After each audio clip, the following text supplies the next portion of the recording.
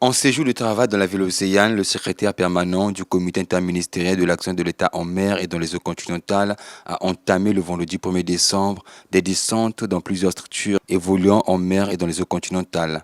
C'est au Centre régional de sécurité maritime d'Afrique centrale, CRESMAC, que Eric Dibas-Franck a débuté cette série de descentes. Reçu par le directeur du centre, le secrétaire permanent a été édifié sur l'opérationnalisation du système de l'architecture de Yaoundé dans le système Yaris et Scarlight.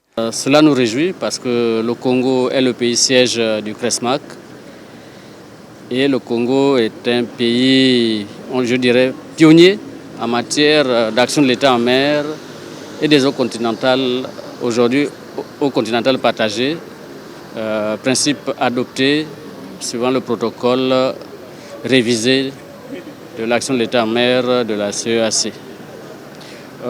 Pour ce qui est de la visite du CEPSIM, effectivement, nous avons brièvement parcouru un peu l'historique du CRESMAC, les points positifs acquis dans le cadre de la mutualisation des moyens matériels, humains et financiers prônés par la CEAC, avec les institutions des plus hautes autorités de nos États, notamment les chefs d'État et de gouvernement. Et nous n'avons pas manqué aussi de parler quand même des aspects qu'il faille améliorer.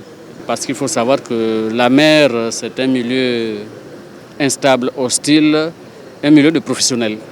On ne va pas à l'aventure en milieu marin, que ce soit pour le personnel et pour les équipements ou le matériel.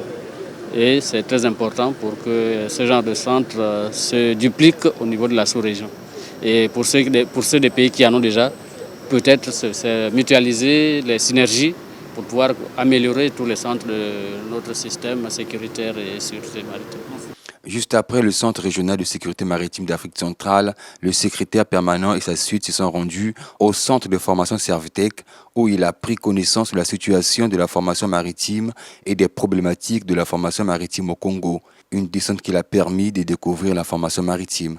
Servitec Congo a développé un centre de formation qui a ouvert ses portes en 2011 et qui a développé des formations dans différents domaines, que ce soit le secourisme, la lutte incendie, les travaux en hauteur, mais également tout ce qui avait attrait à la sécurité en mer, avec d'abord des formations certifiées hôpitaux pour les opérations pétrolières.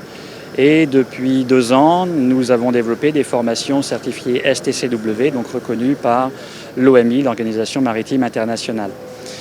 La visite aujourd'hui du CEPSIM vient montrer l'intérêt du gouvernement pour ce que nous nous efforçons de faire et nous motive à essayer d'aller encore plus loin, à faire rayonner le Congo dans la sous-région, à faire venir plus encore de jeunes gens de la sous-région, de la RDC, d'Angola, du Gabon, pour venir se former à Pointe-Noire, au Congo, au métier de la mer. Après Servitec, le tour est revenu au centre d'observation des navires, bateaux ou embarcations de pêche de la direction départementale de la pêche et de l'aquaculture. Pendant près d'1 heure, le secrétaire permanent a été édifié sur le fonctionnement du système de balises et des outils de radar. Au sortir de ces visites, Eric Dibas-Franck a appelé toutes les structures évoluant en mer et dans les eaux continentales à s'approprier cette dynamique et à la mutualisation des compétences sur l'opérationnalisation de l'action de l'État en mer. C'est voir donc une réponse concrète, mais également inviter les uns et les autres à continuer à s'approprier cette dynamique qui a été enclenchée sous instruction de Son Excellence, Monsieur le Président de la République, chef de l'État. Et comme je disais ce matin, interpeller les uns et les autres sur la matérialisation des esprits.